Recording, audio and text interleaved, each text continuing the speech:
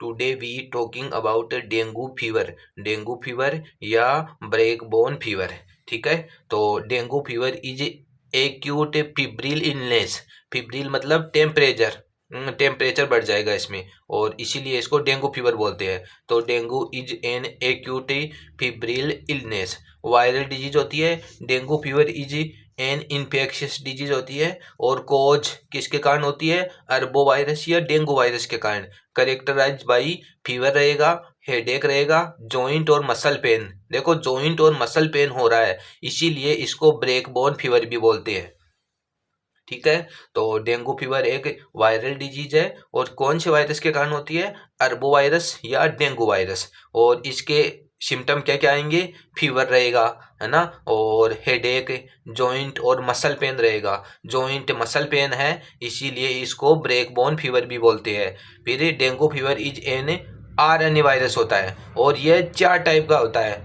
Dengue virus first, dengue virus second, dengue virus 3 और dengue virus 4। ठीक है, तो डेंगू वायरस 4 टाइप का होता है, फर्स्ट, सेकंड, थर्ड और फोर्थ। फिर इसका ट्रांसमिशन कैसे होता है, एडीज इजिप्टाई मॉस्किटो के द्वारा। ठीक है, डेंगू वायरस है उसका ट्रांसमिशन होता है एडीज एडीज इजिप्टाई मॉस्किटो के द्वारा इसका ट्रांसमिशन होता है। और वायरस कौन सा है, डेंगू वायरस या फिर अरबो वायरस, और ट्रांसमिशन होता है एडीज इजिप्टाई मॉस्किटो के द्वारा। फिर ह्यूमन इसका प्राइमरी होस्ट होता है। ठीक है, अब बात करते हैं इसकी पैथोफिजियोलॉजी की। तो पैथोफिजियोलॉजी में देखना तुम्हें कि सबसे पहले मॉस्किटो ने बाइट किया, बाइट करने के बाद में वायरस रेप्लिकेट करेगा रीजनल लिम्फ नोड। जहाँ पे इसने बाइट किया है वहाँ के लिम्फ नोड में ये रेप्लिकेट करेगा। रेप्लिकेट करके बाद में ये टिश्यू और ऑर्गन में जाएगा, किसके द्वारा, लिम्फेटिक्स और ब्लड के द्वारा। लिम्फेटिक और ब्लड के द्वारा फिर ये टिश्यू और ऑर्गन में जाएगा। यहाँ जाने के बाद में यह मोनोन्यूक्लियर सेल, ब्लड में जो मोनोन्यूक्लियर सेल होती है उनको इन्फेक्ट करेगा और वायरेमिया कर देगा बाद में। ठीक है, वायरेमिया मतलब वायरस का ब्लड में इन्फेक्शन हो जाना। ठीक है, और फिर अब देखो वायरस ब्लड में आ गया, ब्लड में आने के बाद में ये साइटोकाइनिन और टीएनएफ, ट्यूमर नेक्रोसिस फैक्टर ये रिलीज करेंगे, और फिर फीवर हो जाएगा। ठीक है, डेंगू फीवर हो जाएगा। तो अपने क्या पढ़ा कि सबसे पहले मॉस्किटो ने बाइट किया, बाइट करने के बाद में ये रीजनल लिम्फ नोड, मतलब जहाँ पे बाइट किया है उनके लिम्फ नोड में रेप्लिकेट करेगा। रेप्लिकेट करने के बाद में टिश्यू और ऑर्गन में जाएगा, किसके द्वारा, लिम्फेटिक्स और ब्लड के द्वारा, और फिर मोनोन्यूक्लियर सेल को इन्फेक्ट करेगा, और फिर वायरेमिया हो जाएगा। वायरेमिया का इन्फेक्शन हो जाएगा, मतलब ब्लड में वायरस का इन्फेक्शन हो जाएगा। फिर ये क्या करेंगे, साइटोकाइनिन और टीएनएफ, इंपॉर्टेंट है वेरी वेरी, क्या रिलीज करते हैं, साइटोकाइनिन और TNF, tumour necrosis factor release करते हैं, और इसे फीवर अकर्स होता है ना। अब देखो साइटोकाइनिन और टीएनएफ ये रिलीज होता है ब्लड में, है ना। इससे क्या होता है, एंडोथीलियल स्वेलिंग हो जाती है। तो ठीक है, एंडोथीलियल स्वेलिंग हो जाती है ऑफ स्मॉल ब्लड वेसल, है ना। ब्लड वेसल की एंडोथीलियम है उनमें स्वेलिंग हो जाती है, इन्फ्लामेशन हो जाता है, और पेरीवेस्कुलर ओडिमा हो जाती है। इससे प्लाज्मा लीकेज हो जाती है ना, इससे प्लाज्मा लीकेज होती है, और इसे बोलते हैं hypervolemic shock. Hypervolemic shock very very important है कि साइटोकाइनिन और टीएनएफ रिलीज होने से ब्लड वेसल की जो एंडोथीलियम होती है उसमें स्वेलिंग आ जाती है, इन्फ्लामेशन हो जाता है, और पेरीवेस्कुलर ओडिमा हो जाती है। इससे प्लाज्मा लीकेज होने लगती है, और इसे हाइपर वोलेमिक शॉक की कंडीशन हो जाती है। तो ये पढ़ ली अपने पैथोफिजियोलॉजी। ठीक है, अब नेक्स्ट बात करते हैं इसके कॉम्प्लिकेशन की। तो देखना इसके कॉम्प्लिकेशन क्या हो सकता है, एक तो हेपेटाइटिस हो सकता है, इंट्राक्रेनियल ब्लीडिंग हो सकती है, ब्लीडिंग भी हो सकती है, और एनसिपेलोपैथी भी हो सकती है। फिर बात करती है इसके साइन और सिम्टम की, वेरी वेरी इंपॉर्टेंट, यहाँ से क्वेश्चन आता है साइन और सिम्टम का। और 2 नंबर का क्वेश्चन आता है कि कौन से वायरस से होती है, तो डेंगू वायरस या अरबो वायरस, और ट्रांसमिशन होता है एडीजी इजिप्टाई मॉस्किटो के द्वारा, और ह्यूमन इसका प्राइमरी होस्ट होता है। अब बात करते हैं साइन और सिम्टम की। तो देखना इसमें सबसे पहले डेंगू फीवर, बाद में डेंगू हेमरेजिक फीवर, और फिर ज़्यादा कंडीशन खराब हो जाए तो डेंगू शॉक सिंड्रोम हो जाएगा। ठीक है। तो डेंगू फीवर बाद में DHF, डेंगू हेमरेजिक फीवर, और फिर डेंगू शॉक सिंड्रोम। तो सबसे पहले डेंगू फीवर होगा, बाद में डेंगू हेमरेजिक फीवर आएगा, और फिर डेंगू शॉक सिंड्रोम। और अब देखो डेंगू फीवर हाइपर पायरेक्सिया हो जाएगा इसमें, है ना। डेफिनेशन में बात की थी, फिब्रिल इलनेस, फीवर हो जाना, ठीक है। तो डेंगू फीवर हाइपर पायरेक्सिया, और फीवर भी कैसा आता है, शेडल बैग पैटर्न, मतलब पहले ज़्यादा फिर कम फिर कम फिर कम, ऐसे आएगा इसमें फीवर। ओके। और फिर हेडेक रहेगा, मसल और जॉइंट पेन, है ना, इसीलिए इसको बोलते हैं ब्रेक बोन फीवर, क्योंकि पेन होता है मसल में, जॉइंट में, रेशेज हो जाएंगे। और DHF, dengue haemorrhagic fever, internal bleeding भी हो सकती है, नोजिया वोमिटिंग हो सकता है, और ये होने के बाद में नोजिया वोमिटिंग हो सकता है, और लो लेवल ऑफ प्लेटलेट्स ये भी कम हो सकती है, और BP भी कम हो सकती है, और कंजेक्टिवा कंजेशन हो सकता है, और रिट्रो ऑर्बिटल पेन भी हो सकता है, और डिस्गेशिया मतलब माउथ बिटरलेस हो जाएगा, है ना, डिस्गेशिया, और पेटेचियल हेमरेज भी हो सकता है।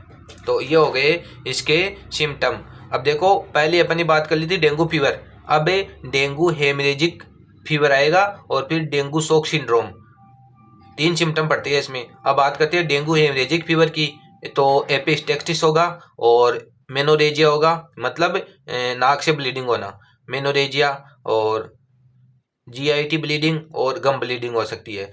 फिर DSS डेंगू शॉक सिंड्रोम, तो इसमें रेस्टलेसनेस होगा, एब्डोमेन पेन होगा, बाद में शॉक विथ कोल्ड, और डाइपोरेसिस मतलब स्वेट, पसीना ज़्यादा आएगा, और सर्कुमोरल साइनोसिस, माउथ और लिप ब्लू हो जाएंगी। ओके, ब्लू हो जाना, माउथ और लिप का, ओनली माउथ और लिप इनका ब्लू हो जाना सर्कुमोरल साइनोसिस कहलाता है। ओके, तो ये पढ़ लिए अपने साइन और सिम्टम। सबसे पहले डेंगू फीवर, बाद में डेंगू हेमरेजिक फीवर, और फिर डेंगू शॉक सिंड्रोम, और है ना, और इसमें फीवर आता है शेडल बैक पैटर्न, ज़्यादा फिर कम ऐसे। और डेंगू शॉक सिंड्रोम में क्या होता है, रेस्टलेस हो जाएगा, एब्डोमेन पेन, और शॉक विथ कोल्ड, और स्वेट ज़्यादा आएगा, और माउथ और लिप क्या हो जाएंगे, ब्लू हो जाएंगी, इसको बोलते हैं सर्कुमोरल साइनोसिस।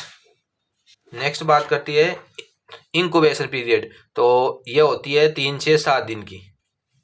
फिर अब देखो है ना, इसमें अपन ग्रेडिंग करती है, grading first, grading second, grading third, और grading fourth. Dengue haemorrhagic fever इसमें ग्रेड फर्स्ट और ग्रेड सेकेंड, और dengue shock syndrome grade third और ग्रेड फोर्थ, ठीक है। और तो देखना ग्रेड फर्स्ट में टोर्निकेट टेस्ट पॉजिटिव आएगा, अगर टोर्निकेट टेस्ट पॉजिटिव आता है तो इसका मतलब ग्रेड फर्स्ट है। फिर स्पॉन्टेनियस ब्लीडिंग होती है तो ग्रेड सेकंड, और रैपिड और वीक पल्स आते हैं तो ग्रेड थर्ड, और अनडिटेक्टेबल ब्लड प्रेशर या पल्स, है ना, डिटेक्ट नहीं कर सकते तो ग्रेड 4 आती है। नेक्स्ट बात करते हैं इसके डायग्नोसिस की। तो डायग्नोसिस में सबसे पहले फिजिकल एग्जामिनेशन करेंगे, ब्लड टेस्ट करवाएंगे तो WBC डिक्रीज मिलेगी, और प्लेटलेट्स भी डिक्रीज मिलेगी, कम मिलेगी। USG करवा सकते हैं। और देखो टोर्निकेट टेस्ट ना पॉजिटिव आता है, ये याद करना है तुम्हें, टोर्निकेट टेस्ट पॉजिटिव आता है, और वो आता है ग्रेड फर्स्ट में। और थ्रोम्बोसाइटोपिनिया भी हो सकता है। और अब देखो प्लाज्मा लीकेज कब होगा, अगर 20% इंक्रीज हो जाए हीमेटोक्रिट वैल्यू 20% इंक्रीज हो जाए तो प्लाज्मा लीकेज हो जाता है। और ये लीकेज कैसे होता है वो मैंने बता दिया कि TNF और साइटोकाइनिन रिलीज होता है, और ये एंडोथीलियम स्वेलिंग कर देते हैं, ब्लड वेसल के एंडोथीलियम में स्वेलिंग कर देते हैं, और इन्फ्लामेशन कर देते हैं, और पेरीवेस्कुलर ओडिमा हो जाती है, इससे प्लाज्मा लीकेज हो जाता है, और हाइपर वोलूमिक शॉक की कंडीशन हो जाती है। तो ये हो गया। ये होने के बाद में एक है इसका डायग्नोसिस डेंगू सीरोलॉजी, तो इसमें क्या करता है देखना कि इसमें डेंगू सीरोलॉजी में क्या करती है अपन, 3 टाइप की एंटीबॉडी बनती है इसमें, NS1 non structural protein first, IgM और IgG, है ना, ये याद करना है तुम्हें। डेंगू सीरोलॉजी में NS1 IgM IgG, तो IgG में देखो सेकंड अगर आईजीजी एंटीबॉडी बन रही है मतलब सेकंड डेंगू इन्फेक्शन हुआ है, और आईजीएम बन रही है तो एंड ऑफ फर्स्ट वीक है इन्फेक्शन का। ओके, फिर बात करते हैं इसके मैनेजमेंट की। तो मैनेजमेंट में क्या क्या करेंगे, सबसे पहले सिम्टोमेटिक ट्रीटमेंट करेंगे। अगर फीवर हो रहा है तो एंटीपायरेटिक ड्रग्स दे देंगे, और अगर वोमिटिंग हो रही है तो एंटी इमेटिक ड्रग दे देंगे। ठीक है, ओरल रिहाइड्रेशन थेरेपी करेंगे, और इंट्रावेनस फ्लूइड और ब्लड ट्रांसफ्यूजन भी कर सकते हैं, और transfusion of SDP single donor platelets. ठीक है, एसडीपी, और क्लोज मॉनिटरिंग करेंगे बीपी की, पल्स की और प्लेटलेट्स की। ओके, तो ये हो गया इंपॉर्टेंट डेंगू फीवर, जिसको ब्रेक बोन फीवर भी बोलते हैं। वायरल डिजीज होती है, एक्यूट फिब्रिल इलनेस होता है, और इसमें जो फीवर आता है ना वो पहले ज़्यादा फिर कम शेडल बेक पैटर्न में होता है। Okay, thank you.